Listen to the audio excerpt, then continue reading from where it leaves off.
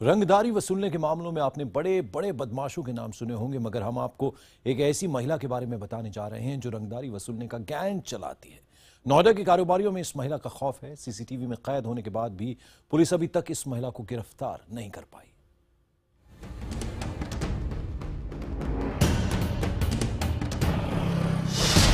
जगह नोएडा का सेक्टर 58। वक्त दोपहर के 4:03।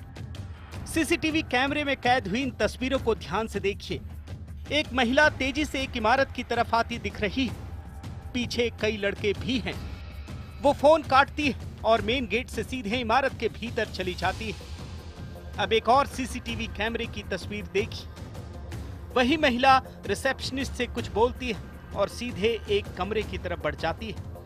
पीछे पीछे लड़कों की कतार, 1 2 3 4 5 6 7 8 9। अब तीसरे सीसीटीवी कैमरे की तस्वीर देखिए। ऑफिस के भीतर जो लोग काम कर रहे हैं वो एक एक करके एक कमरे की तरफ भागने लगते हैं। चीखने की, डांटने की आवाज कैमरे में रिकॉर्ड होती है, लेकिन तस्वीरें धुंधली हैं। अगर आप नोएडा, ग्रेटर नोएडा में रहते हैं तो ये सीसीटीवी तस्वीरें आपके लिए बेहद अहम है। दरअसल नोएडा में इन दिनों रंगदारी वसूलने के लिए एक ऐसा गिरोह काम कर रहा है जिसकी सरगना एक महिला है।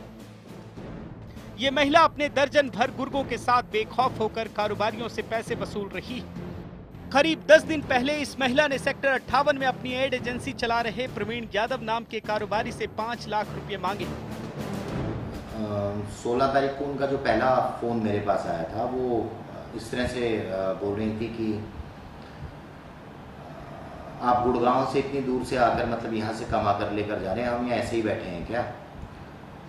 अगर जान की सलामती चाहिए तो 5 लाख रुपए महीना मुझे दिया जाए। इतना ही नहीं, ये गैंग अपनी दहशत दिखाने के लिए कंपनियों में तोड़ फोड़ भी करता है। नोएडा के सेक्टर 20 थाने में एक कपड़ा कारोबारी ने भी शिकायत दर्ज कराई है कि इस गिरोह ने उससे भी 10 लाख रुपए मांगे। पैसे नहीं देने पर महिला और बदमाशों ने उसके दफ्तर में घुसकर तोड़ फोड़ भी की। लगभग में 12-15 लोग के आसपास थे। आज नहीं, ऑफिस में गई, ऑफिस में से आने के बाद फिर वहाँ से तोड़फोड़ करते हुए चले गए। 2 गाड़ी से वीआईपी गाड़ियाँ थी। ये केस नोएडा पुलिस को भी कटघरे में खड़ा कर रहा है। सीसीटीवी में तस्वीरें कैद होने के बाद, फोन कॉल की डिटेल होने के बावजूद पुलिस को इस केस में अब तक कोई कामयाबी नहीं मिली। इसमें मारपीट का एविडेंस क्लियर कट हमारे सामने आया है और उसके पीछे हम जो भी लोग इन्वॉल्व हैं उनकी गिरफ्तारी के लिए लगातार जगह जगह दबिश भी दे रहे हैं। ये इंश्योर कर रहे हैं कि इनके खिलाफ कार्रवाई हो जाए। बाकी जो पैसे मांगने का है और वो सारे एविडेंस कलेक्शन हो रहा है। इंश्योर किया जाएगा कि अगर ये सारी चीज़ें प्रूव होती तो सख्त से सख्त कार्रवाई उनके खिलाफ होगी और उन लोगों को जो भी इसमें इन्वॉल्व हैं उन लोगों को बख्शा नहीं जाएगा, उनके खिलाफ कड़ी कार्रवाई होगी। नोएडा और ग्रेटर नोएडा में इस साल अब तक रंगदारी के 23 मामले दर्ज किए जा चुके हैं। वैसे 5 कारोबारियों की हत्या और पुलिस का रवैया देख कारोबारी अब बदमाशों के आगे झुकना ज्यादा बेहतर समझने लगे।